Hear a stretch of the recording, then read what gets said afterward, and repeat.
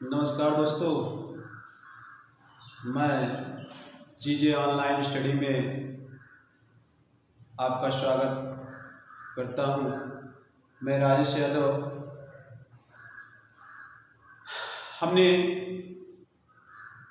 अभी तक जो भी क्लास में चर्चाएं की हैं उनमें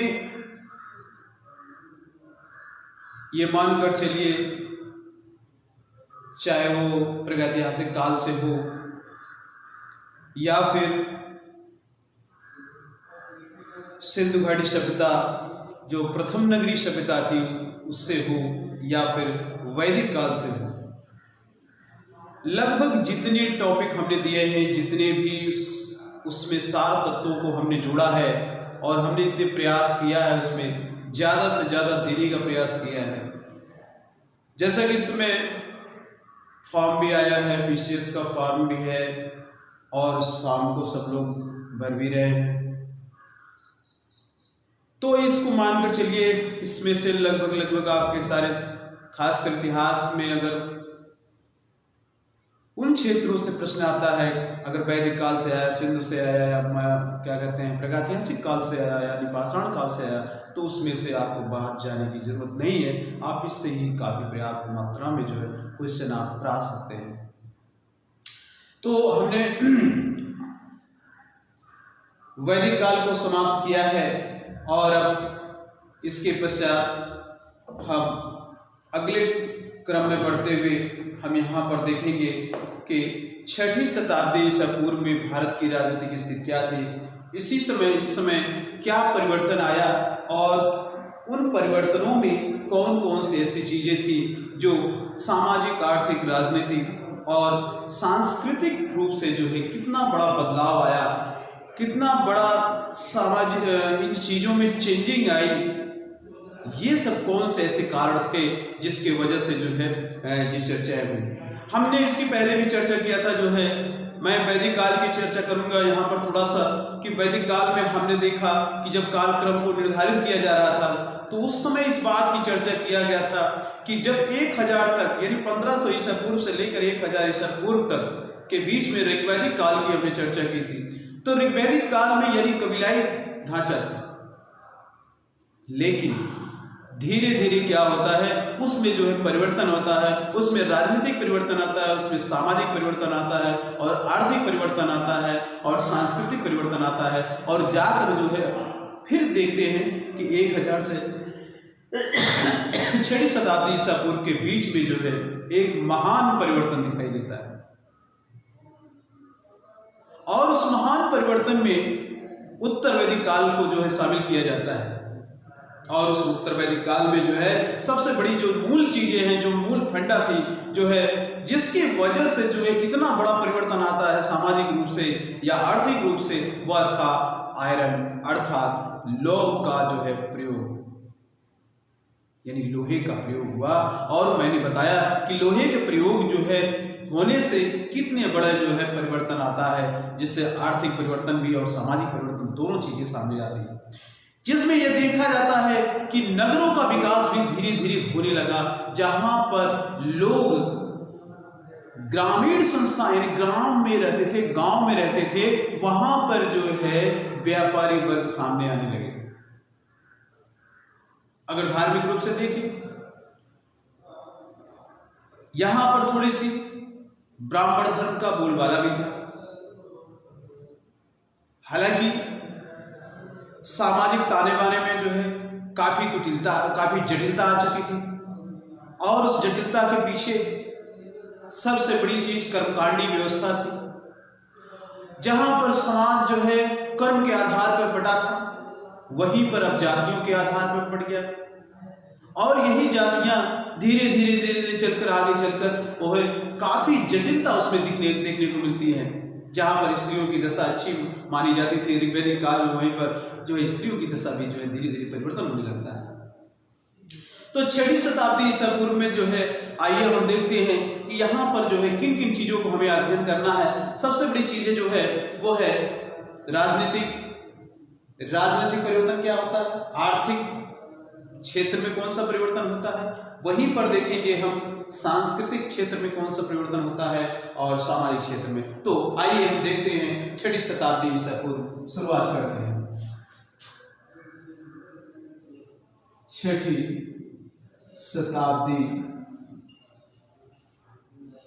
शताब्दी ईसा पूर्व। 6वीं शताब्दी ईसा पूर्व को हम निम्न क्रमों में हम अध्ययन करेंगे और उसका एक एक क्रम जो है अध्ययन करते चलेंगे और उसको इस मैप के माध्यम से हम आपको दिखाते भी चलेंगे। आइए सबसे बड़ा एक चीज और हम यहाँ पर दिखाएंगे कि यह जो है द्वितीय नगरी क्रांति कहा जाता है। यहाँ 6वीं शताब्दी को द्वितीय नगरी क्रांति कहा जाता है। क्यों कहा जाता है इस पर भी हम चर्चा करेंगे। अगर हम देखें तो इसके पूर्व अगर हम देखें किसी सभ्यता का जो जन्म होता है, जो सिंधु सभ्यता की बात की जाती है, जो प्रथम नगरी क्रांति कहा जाता है, वहीं पर अगर इसको देखें तो यहाँ पर द्वितीय नगरी क्रांति भी सामने आती है। आइए देखते हैं 6वीं शताब्दी ईसा पूर्व में राजनीति पहला जो है फर्स्ट ऑफ राजनीति क्या क्या परिवर्तन होते हैं इस पर हम चर्चा करेंगे। राजनीतिक परिवर्तन दोस्तों एक से एक पूरी चीजों को हम यहाँ बाहर निकाल कर रख देंगे आपको, ताकि किसी भी प्रश्न को जो है आपको विशेष रूप से ढूंढने की आवश्यकता नहीं पड़ेगी। यहाँ पर आपको हर टॉपिक को पूरी तरह से समझते चलें और आपको पूरी तरह से जो है हर प्रश्नों का आपको जवाब यहाँ मिलता जाएगा। राजनीतिक परिवर्तन, दूसरा है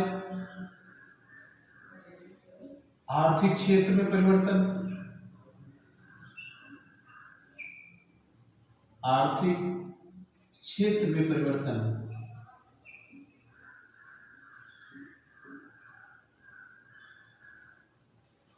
आर्थिक क्षेत्र में परिवर्तन क्या हुआ उस पर भी हम चर्चा करेंगे।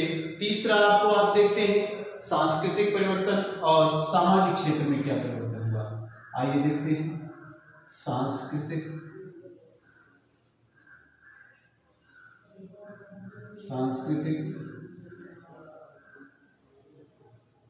क्षेत्र में परिवर्तन और सामाजिक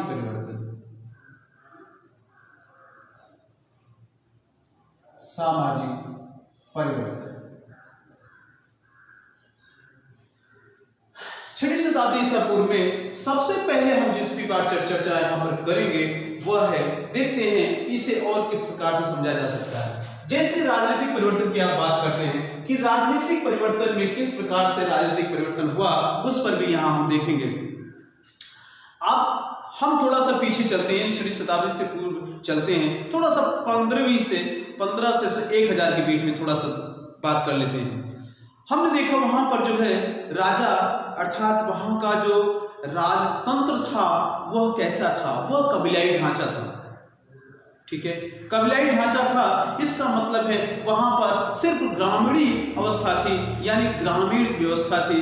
ग्रामीण व्यवस्था में लोग जी रहे थे और एक कबीले दूसरे कबीले से लड़ा करते थे। उनमें अभी क्षेत्र के विकास की भावनाएं नहीं आई थी, लेकिन जैसे 1000 ईसा पूर्व के पार पहुंचते हैं वैसे ही उनमें एक नई भावना, नई उमंगें उत्पन्न होने लगती हैं, क्योंकि यहीं पर आपको जो है सबसे बड़ी चीज ये है कि यहाँ पर लोग अस्थायी बसना शुरू किए थे और यहीं से देखिए आपको कुछ ऐसे चीजें सामने आने लगती है और उनके अंदर एक भावना विकसित होता है, वह क्षेत्राधिकार यानी क्षेत्र पर विकास करने की बात सामने आने लगती है। भूमिपति कहा जाने लगे, यानी राजा अस्थायी रूप से बसना शुरू किया और एक कबीले का परिवर्तन ग्राम में होता है। ग्राम से जो है आपका जो है कुल से ग्राम से जो है जन से जनपद से महाजनपद की ओर बढ़ने लगता है और वो जब महाजनपद की ओर बढ़ता है तो वह पहुंचता है जो है 6वीं शताब्दी यानी समथिंग 650 ईसा पूर्व की बात हो रही है। तो इस प्रकार से जो है यहाँ पर राजनीतिक परिवर्तन जो आता है वह परिवर्तन जो है धीरे धीरे परिवर्तन जो होता है वह जन से जनपद में और जनपद से महाजनपद, अर्थात जहां पर एक छोटा सा राजा रहता है वह कई छोटे छोटे राजाओं के ऊपर आक्रमण करके वह जो है अन्य राजाओं को अपने अधीन कर लेता है, तो वो जनपद कहा जाता है, महाजनपद कहलाने लगता है। तो जन कई भागों में विभाजित था, जो बाद में चलकर जन से जनपद बना और जनपद से महाजनपद। उदाहरण के रूप में हम अगर बताएं तो कई जनपद ऐसे थे जिनमें, जैसे अगर हम बात करें तो पश्चिम से क्या कहते हैं, उत्तर भारत से बात करें, उत्तर भारत से उन राजाओं की बात करें जहां पर जैसे छोटे छोटे जनपद हुआ करते थे, उन जनपद का जो समय और कार्यकाल था वो महात्मा बुद्ध के समय तक आते आते बना।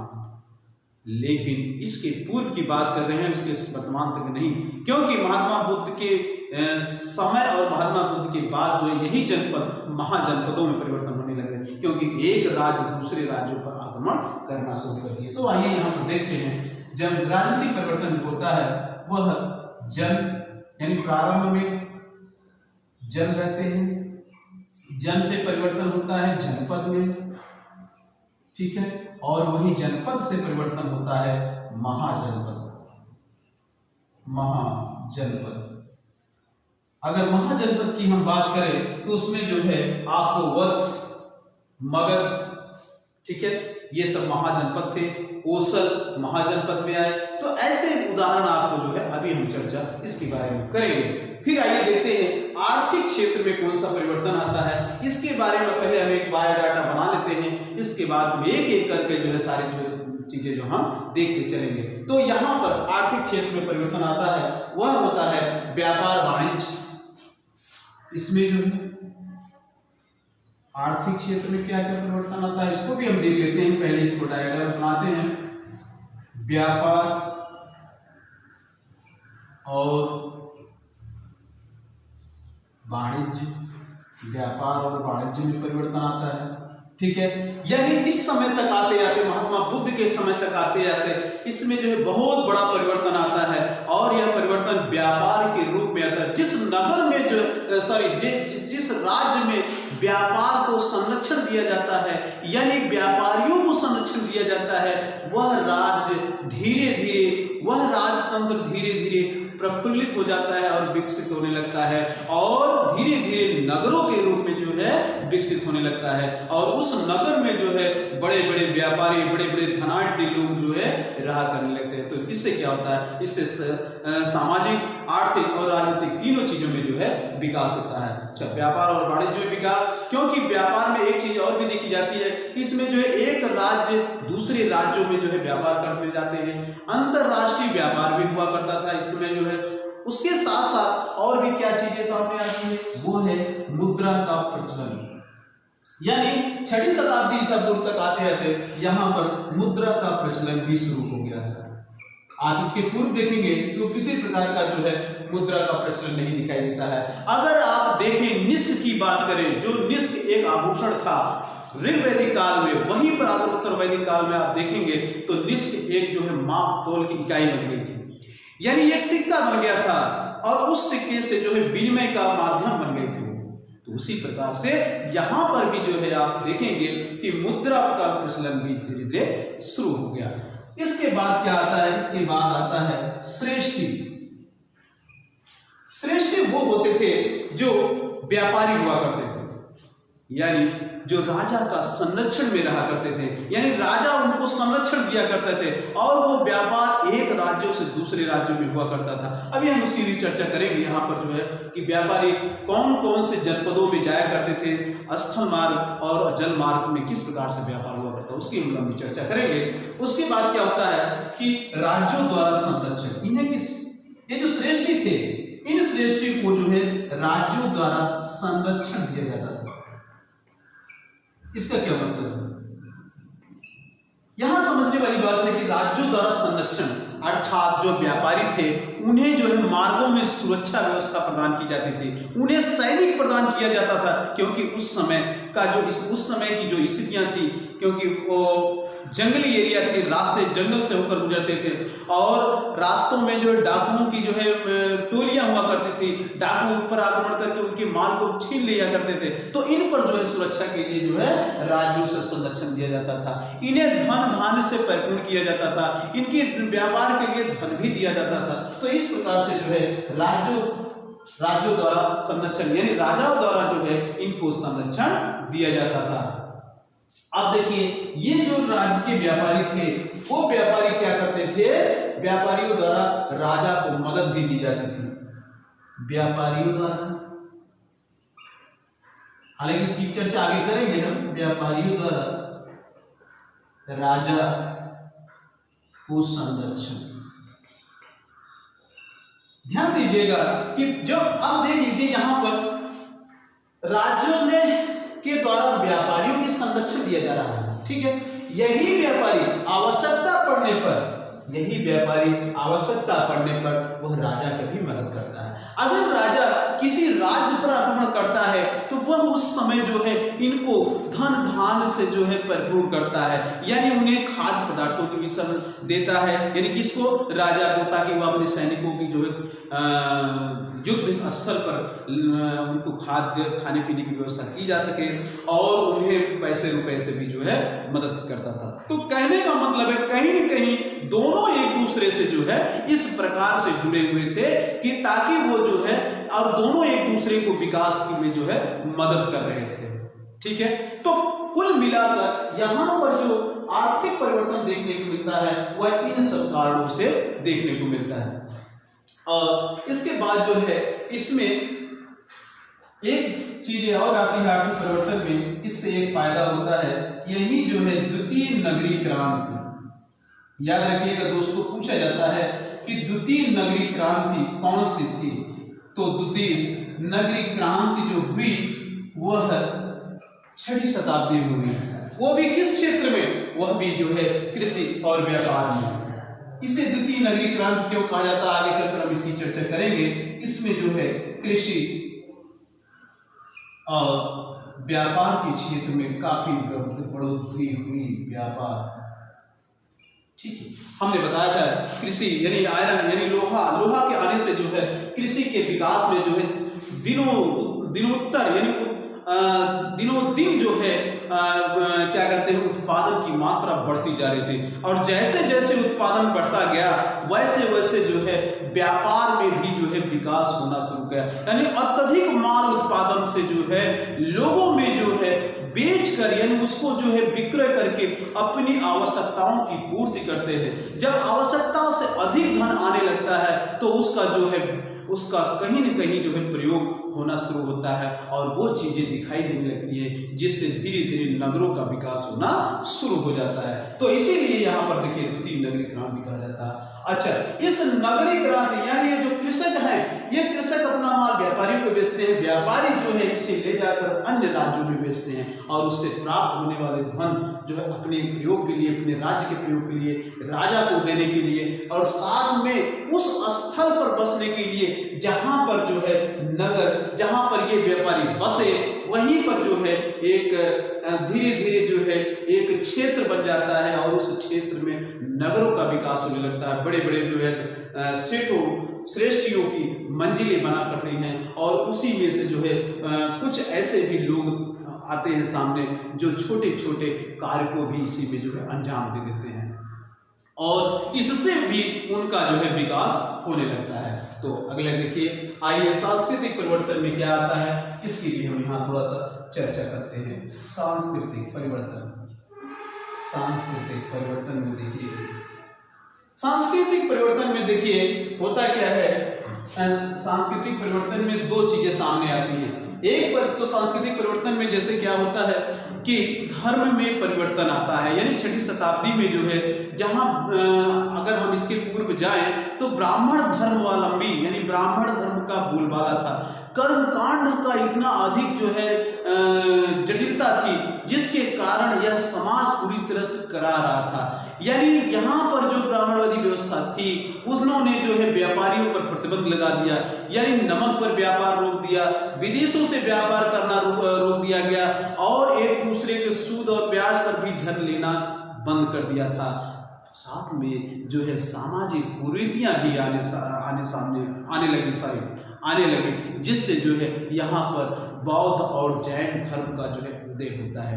यानी 6वीं शताब्दी में जो है इस धारणा को जो है तोड़ने के लिए यहाँ पर बौद्ध और जैन धर्म का जो है पदार्पण होता है और जिससे बौद्ध और जैन के जो है धर्म ग्रंथों में या बौद्ध और जैन महात्मा बुद्ध और महावीर जैन के द्वारा दिए गए उपदेशों के अनुसार उसमें जो है किसी प्रकार का कोई दबाव नहीं, किसी प्रकार का सामाजिक दबाव नहीं, किसी प्रकार का जो आर्थिक दबाव नहीं, सारी चीजें उसमें छूट दी गई जिससे लोग उनसे जुड़ना भी शुरू करें। खासकर व्यापारी और निम्न वर्ग के लोग जो है इनसे व्यापक रूप से जुड़ना शुरू किए। उसका भी रीजन ये था कि इनमें वो पूरी तरह से किसी प्रकार का प्रतिबंध नहीं लगाया गया था, व्यापार भी धीरे धीरे प्रगति की स्थितियों में बढ़ता चला गया। तो ऐसी स्थितियों में जो है यहाँ पर 2 चीजें आती हैं और वो है बौद्ध जैन धर्म और बौद्ध धर्म। जैन धर्म और बौद्ध धर्म की बदौलत सामाजिक परिवर्तन आता है, यानी समाज में भी जो कुरीतियां थी उस क्षेत्र में भी परिवर्तन देखने को मिलता है। अच्छा, इसके बाद सामाजिक परिवर्तन में भी हम देखेंगे तो यहाँ पर जैसे 2 चीजें और यहाँ पर भी हम थोड़ा सा 2-3 पॉइंट लिखते हैं। इसमें जो है आप देखेंगे कि सामाजिक क्षेत्र, जाति व्यवस्था और स्त्रियों की दशा। सामाजिक क्षेत्र,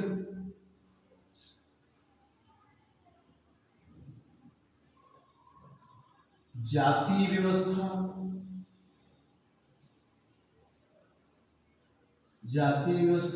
स्त्रियों की दशा, ठीक है। यानी 3 चीज में जो है इसको व्यापक रूप से जो है परिवर्तन देखने को मिलता है। सामाजिक दशा में परिवर्तन है, जाति व्यवस्था में परिवर्तन आता है। जाति व्यवस्था मतलब यहाँ पर जो है समाज पूरी तरह से जटिलता में आ गया था, लोग एक दूसरे के यहाँ आने जाने नहीं दिए थे, छुआछूत की भावनाएं बढ़ चुकी थी और यहाँ तक जो है लोग इसमें जो है जो ब्राह्मण, क्षत्रिय, वैश्य, शूद्र इनमें जो है एक दूसरे से की भावनाओं में भी परिवर्तन आने लगा है। लोग एक दूसरे की घृणा के दृष्टि से देखा करते थे। लोगों की खान पान में भी परिवर्तन आया, जहां पर अंतर्वर्णीय विवाह हुआ करता था वो भी बंद हो गया। स्त्रियों की दशा की अगर हम बात करें तो स्त्रियों की दशा में भी धीरे धीरे दैन्यता आ गई, जहां पर अपाला, घोषा, मुद्रा, लोपा और शिवा आज जैसे स्त्रियां, आज जैसे जो है कवित्रियां जो जिन्होंने ऋचाओं की रचना की थी वहीं आकर जो है इन्हें पर्दे में डाल दिया गया। अर्थात जहां पर पर्दा प्रथा नहीं था, अगर ऋग्वैदिक काल में देखें, बाल विवाह नहीं था जो है और विधवा विवाह जो है हुआ करता था, वहां पर आकर आगे चलकर जो है इसमें और भी जटिलता आ गई। और यहाँ पर होता क्या है कि विधवाओं को जलाने की बात आती है। स्त्रियों यहाँ पर जो है सती प्रथा का भी उल्लेख मिलने लगता है बाद में चलकर। तो इस प्रकार से इसके अलग अलग हम यहाँ पर आगे चलकर चर्चा करेंगे, लेकिन आइए सबसे पहले हम देखते हैं कि इसमें 6वीं शताब्दी ईसा पूर्व में जो है राजनीतिक परिवर्तन में वह परिवर्तन कौन सा था उसको हम देखते हैं। उसमें जो है जो जनपद यानी महाजनपदों का जो उदय होता है उस पर जो है हम उल्लेख करते हैं। सबसे पहले आइए देखते हैं। तो दोस्तों, जितने भी टॉपिक है आप गौर से इसको देखते रहिए, पढ़ते रहिए और जो भी आपकी समस्याएं हैं, जो भी प्रश्न आपसे समझ से परे हो रहा है, उन प्रश्नों को भी आप कमेंट के माध्यम से हमारे पास भेजा करिए। मैं आपको सारे प्रश्नों को जो है हल देता रहूंगा। तो आइए हम शुरू करते हैं। 16 महाजनपद। 6वीं शताब्दी का सबसे महत्वपूर्ण टॉपिक आता है, वह है 16 महाजनपद। 16 महाजनपद कह लीजिए, महाजनपद। महाजनपद। आइए जो है सबसे पहले इस 16 महाजनपदों का उल्लेख कहाँ मिलता है। 16 महाजनपदों का सबसे पहले हम यहाँ पर जो है बौद्ध ग्रंथ और जैन ग्रंथों की बात करते हैं। तो 16 महाजनपदों का जो सबसे पहले उल्लेख मिलता है वह बौद्ध ग्रंथ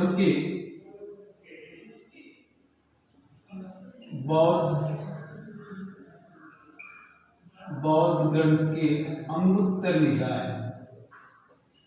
आपसे यहां पूछा जाता है अंगुत्तर निकाय, ठीक है, अंगुत्तर निकाय।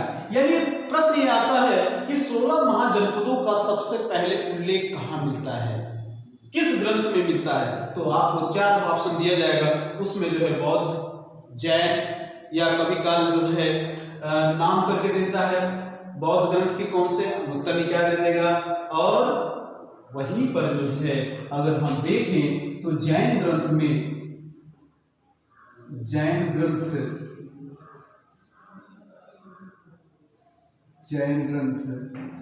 भगवती सूत्र, ठीक है, जैन ग्रंथ भगवती सूत्र में इसका उल्लेख मिलता है, ठीक।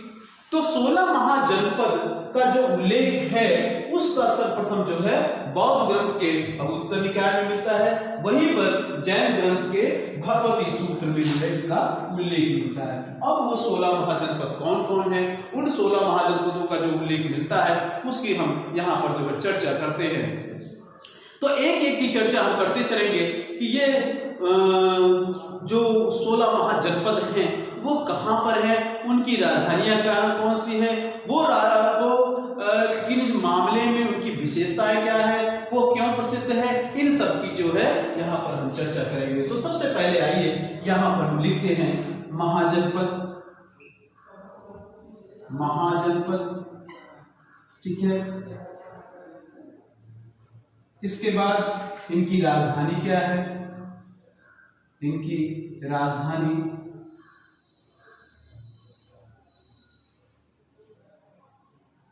और इसकी विशेषता क्या है, ठीक है, हम इसकी चर्चा साथ में करेंगे, ठीक है।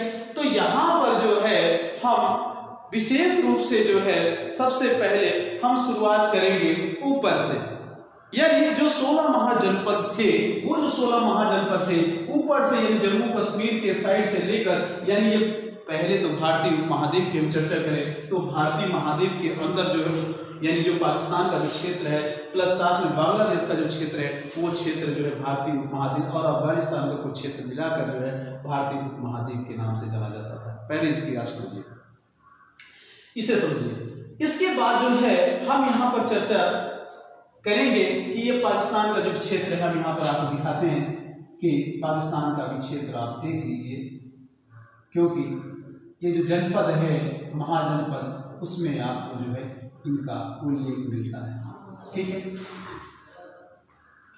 तो सबसे पहले हम कंबोज, आइए महाजनपद कंबोज, ठीक। अब कंबोज की राजधानी कौन सी थी, राजपुर, इसकी राजधानी राजपुर, ठीक है। एक एक करके कंबोज जिसकी राजधानी राजपुर या यूं कह लीजिए हाटा, ठीक। कंबोज की राजधानी राजपुर या हाटक, इसकी विशेषता क्या है, इसकी विशेषता यह है कि यह पाकिस्तान के जो है पाकिस्तान के हाजरा जिले में, पाकिस्तान के हाजरा जिले में है, जो जिले में है। आइए देखते हैं पाकिस्तान का हाजरा जिला,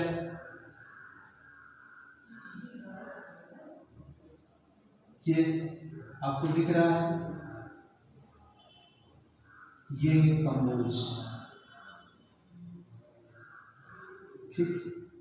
और इसी को जो है यह जो क्षेत्र है यह पाकिस्तान का हाजरा जिला के नाम से जाना जाता है, ठीक है। इसी जगह में जो है एक क्या कहते हैं, आप यहीं पर आप देखेंगे तो यहाँ पर आपको जो है कौटिल्य ने एक बात कही थी कि वार्ता शस्त्रोपजीवी। कौटिल्य ने इस बार यहाँ के लिए कहा था कि यहाँ के लोग जो है वार्ता शस्त्रोपजीवी में जो है माहिर माने जाते थे। यानी यहाँ के लोग जो है, यहाँ के लोग यानी इसके द्वारा जो कृषि है, व्यापार है, पशुपालन है, शस्त्र बनाने के आदि इन सब मामलों में जो है बहुत ही प्रगतिशील होते हैं। यानी इस बात को चर्चा किसने की थी? कौटिल्य ने। कौटिल्य ने अपने अस्त्र शास्त्र में जो है यह उल्लेख किया कि यहाँ एक वार्ता शस्त्रोपजीवी के लोग जो है बहुत ही विशेषज्ञ थे। किस मामले में? कृषि के मामले में, व्यापार के मामले में, व्यापार वाणिज्य के मामले में, शस्त्र का निर्माण करने में। और क्या खासियत थी? यहाँ के लोग जो है अच्छे नस्ल की घोड़ा पैदा करते थे। और क्या खासियत थी? यहाँ के लोग जो है अच्छे तलवार बनाने में माहिर थे। जो इनकी तलवारें जो है पूरे उत्तर भारत में प्रसिद्ध थी, यहाँ तक जो है पूर्वी भारत में भी जो है धीरे धीरे आगे बढ़ते रहे। तो आइए हम एक पॉइंट करके यहाँ पर लिखेंगे। कंबोज कहाँ है? लिखते चलेंगे। पाकिस्तान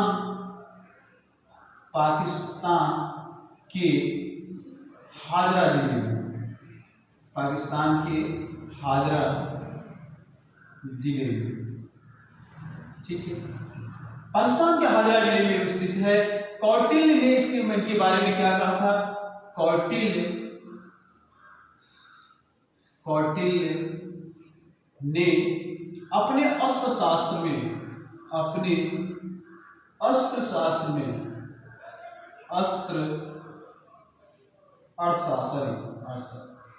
कौटिल्य ने अपने अर्थशास्त्र में यहाँ के लोगों को अर्थशास्त्र में वार्ता शस्त्रोपजीवी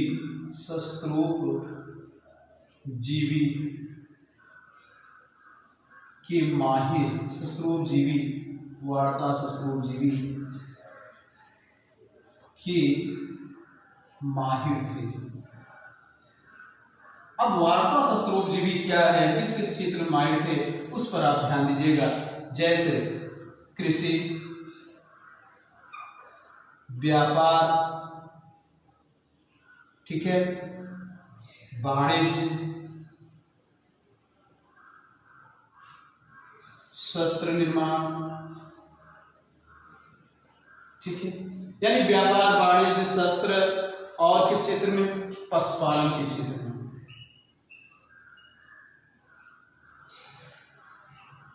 ठीक, खास बातें थी।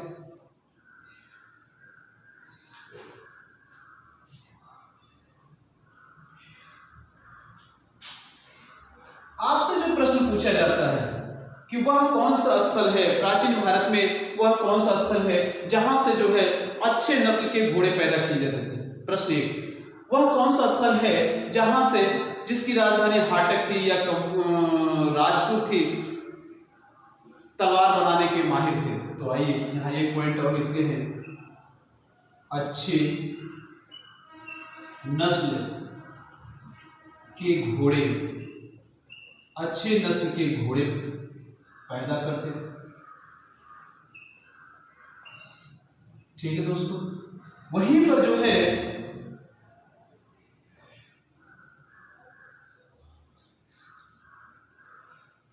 अच्छे तलवार बनाने में निपुण थे।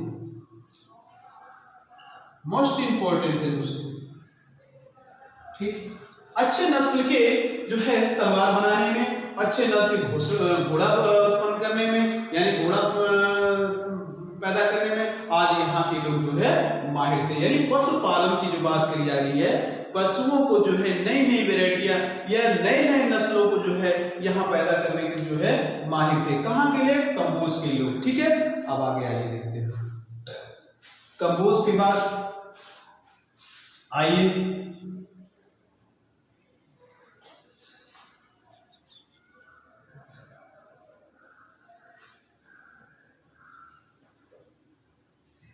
दूसरा है गांधार,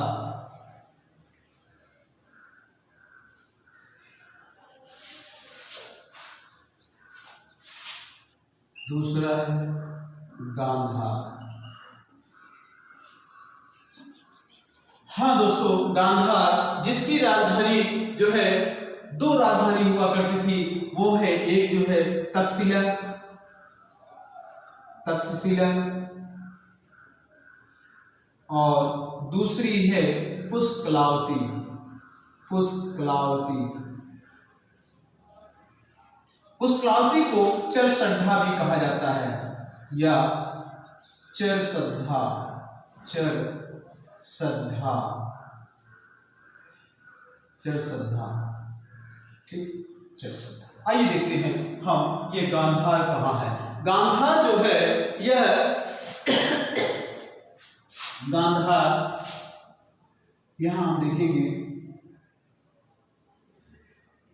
जम्मू कश्मीर के दक्षिण पश्चिम हिस्से से को मिलाकर, और ये पाकिस्तान के रावलपिंडी, ये पाकिस्तान है दोस्तों, याद रखिएगा, ऐसा ना हो कि आपको मालूम ना हो, पाकिस्तान है, ठीक है, ये पाकिस्तान है। तो ये जो स्थल है इस प्रकार से था, ये स्थल दक्षिण पश्चिम को लेते हुए यहाँ पर आप देखेंगे तो ये आपका था गांधार, ठीक। और यही गांधार इसी जगह जो है तक्षशिला जैसे जो है तक्षशिला जैसे जो है महाविद्यालय यानी विश्वविद्यालय जिसको कह लीजिए, जो प्राचीन काल का जो है शिक्षा का सबसे बहुत बड़ा केंद्र था, प्राचीन काल में शिक्षा का सबसे बड़ा केंद्र तक्षशिला, जहाँ के गुरु स्वयं चाणक्य थे, यानी जिसे कौटिल्य भी कहा जाता है और जिसे विष्णुगुप्त भी कहा जाता था। तो उन्होंने जो है यहाँ पर जो है प्राचार्य का कार्य किया था, यहाँ के जो है शिक्षक हुआ करते थे। और प्रश्न यहाँ पूछा जाता है कि गांधार की राजधानी कहाँ थी? तक्षशिला। तो तक्षशिला अर्थात एक बात यहाँ पर और इसकी खासियत आप जानिएगा, विशेषता हम बताएंगे, लेकिन तक्षशिला की जो बात आती है तो यहाँ पर भरत कुल के यानी भरत के पुत्र तक्ष ने जो है इस स्थल का जो है स्थापना की थी। तो यहाँ पर इसकी रचना अगर हम देखें रामायण में जो है, यहाँ पर नोट करेंगे, रामायण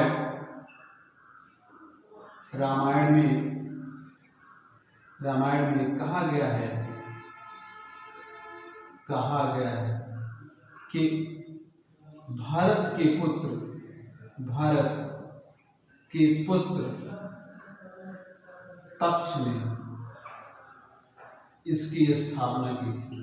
किसकी? यानी इसकी तक्षशिला की, इसकी स्थापना की। ठीक दोस्तों, तो भरत के पुत्र तक्ष ने जो है तक्षशिला की स्थापना की थी जो है। वहीं पर अगर हम जिसकी पुष्कलावती की बात करें तो पुष्कलावती जो है यह इसके पश्चिमी भाग में, यानी ये जो तक्षशिला या पुष्कलावती की जो पश्चिमी का क्षेत्र है उस क्षेत्र को चरसद्धा भी कहा जाता है। यानी चरसद्धा कहाँ था? वह था जो है पश्चिमी क्षेत्र में। पश्चिमी क्षेत्र का मतलब है जम्मू कश्मीर और रावलपिंडी के जस्ट बगल जो है वो जो है पश्चिमी का क्षेत्र है। तो यहाँ पर जो है ये पाकिस्तान के पश्चिमी क्षेत्र, इसको भी आप नोट करें। ठीक, तो पश्चिमी क्षेत्र में जो है यहाँ पर। अच्छा, आइए देखते हैं इसकी खासियत क्या है। यानी गांधार वही गांधार जहां से गांधारी आई थी, यानी गांधारी आप जानते हैं, बहुत अच्छी तरह जानते हैं, महाभारत काल में जो है, यानी महाभारत की अगर हम रचना देखें तो उसमें जो है दुर्योधन के पिता अर्थात धृतराष्ट्र और दुर्योधन की माता अर्थात गांधारी, यानी धृतराष्ट्र की पत्नी गांधारी जो है इसी प्रदेश से आए थे, यानी गांधार से ही आए थे। ठीक है, तो यहाँ का सबसे पहले जो शासक हुए, जो राजा हुए, उसका नाम था पुष्कर सारिन। आइए देखते हैं यहाँ के राजा, सर्वप्रथम राजा यहाँ के राजा पुष्कर आपसे पूछा जाता है पुष्कर सारिन। ठीक है, पुष्कर सारिन। पूछा जाता है कि पुष्कर सारिन कहाँ के राजा थे, तो पुष्कर सारिन जो है गांधार के राजा थे। और अवंती नरेश चंड प्रद्योत यानी पुष्कर सारिन ने जो है किसको हराया था, अवंती नरेश चंडसेन के अवंती नरेश चंडसेन को जो है पुष्कर सारिन ने हराया था, यानी यहाँ के राजा। ये ऐसे समय की बात है जहाँ पर धीरे धीरे जनपदों का उभार हो रहा था और एक जनपद दूसरे जनपद को जो है अपने अधीन करने में लगे हुए थे। तो ऐसी स्थितियों में जो है यहीं पर अब जो है पुष्कर सारिन ने जो है क्या किया था, जो है अवंत के राजा जो है चंड प्रद्योत को जो है हराया था। वहीं पर अगर हम मगध की बात करें तो मगध के राजा बिंबिसार ने जो है यहाँ पर बिंबिसार के दरबार में जो है कुछ इतिहासकारों का मानना है कि गांधार प्रदेश से एक राजदूत जो है यहाँ मगध में जो है आया था। लेकिन कुछ विद्वानों के मानना था कि मगध का राजा बिंबिसार ने जो है एक दूत जो है अपना भेजा था। तो इससे क्या हुआ कि यहाँ पर जो है राजनीतिक संबंध एक दूसरे के जो है बढ़ गए और एक दूसरे के नजदीक आए, यानी दूतों के माध्यम से जो आदान प्रदान हुआ उससे जो है लोग एक दूसरे के सहयोगी हो गए। तो इस प्रकार से यहाँ पर हम एक और बात नोट करेंगे। दूसरा वह था जो है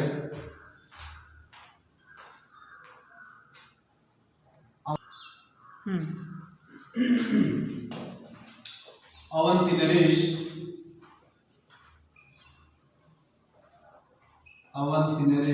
चंड प्रद्योत को पराजित किया था। यानी पुष्कर सिंह ऐसे राजा ने जो है क्या किया कि चंड प्रद्योत के ऊपर जो है आक्रमण करके उनके राज्य को अपने अधीन कर लिया या उनके राज्य को विलय कर लिया। तो इसके इसी प्रकार से इसी क्रम में जो है अगर हम देखें तो तीसरे पॉइंट देखते हैं कि बिंबिसार के दरबार में एक राजदूत भेजा। अब देखिए एक राजदूत भेजा तो इससे क्या मतलब होता है, इससे जो है एक दूसरे की जो है नजदीकियां आ जाते हैं, यानी एक राजा दूसरे राजा के सहयोगी बन जाते हैं। अब यहाँ पर एक बात सामने आती है कि अगर बिंबिसार यानी मगध नरेश बिंबिसार अगर जो है अवंती नरेश के खिलाफ काम करता है तो वो जो है पुष्कर सेन के साथ सहयोग देने के लिए तैयार रहेगा, यानी तत्पर रहेगा।